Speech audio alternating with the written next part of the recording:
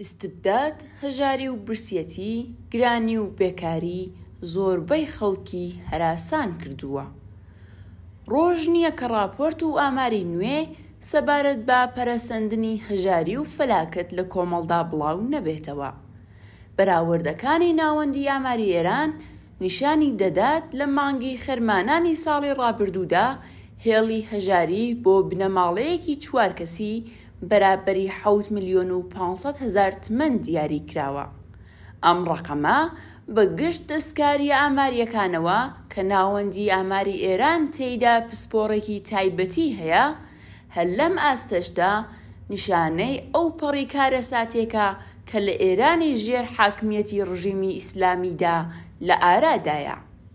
لەم پەیوەندیەدا ڕۆژنامەی سوبحی ئەمروزی چاپی تاران لە ژمارەی ئەمڕۆی خۆیدا نووسیوێتی نەتەنیا لە قسەی لاوەکی و سەرشەقام و نێوتاکسی، بەڵکو لەسەر بنەمای هەڵسەنگاندنێکی ڕایگشتی کە بەڕێوە چووە لە ناوەندی توێژینەوەکانی مەجلسی شۆرای ئیسلامیدا هەڵاوسانی هەستپێکراو لەلایەن خەڵکەوە نزیک بە 2 بەرابەرێ نرخی تەوەڕوومی ڕەسمی ڕاگەیەندراو لە وڵاتدایە.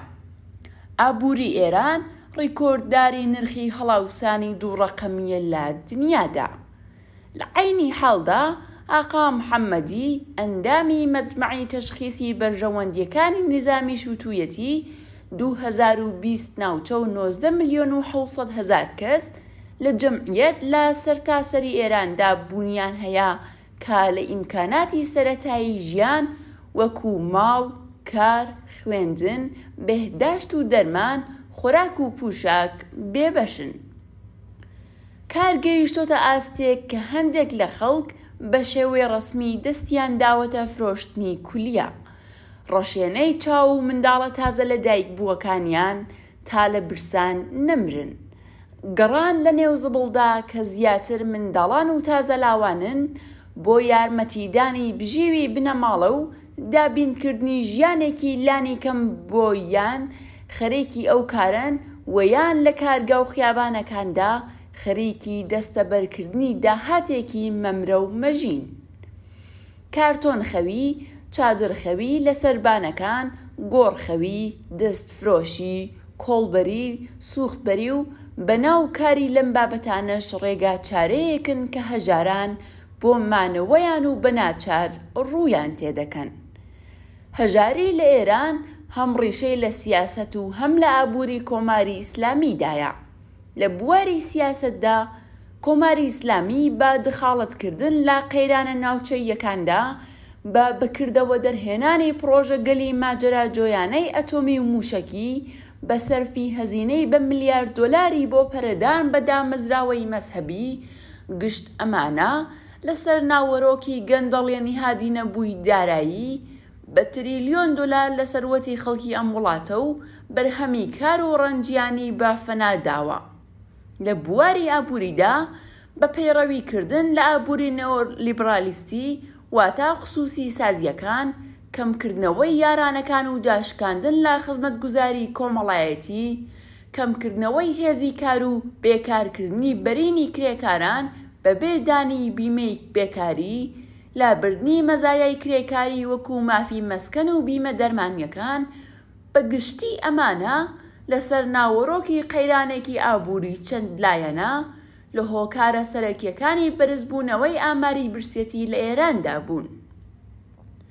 لەمڕۆدا زیاتر لە 70% خەڵکی ئێران 4 تا 5 بەرابەر لە ژێر هێڵی هەژاریدا دەژین.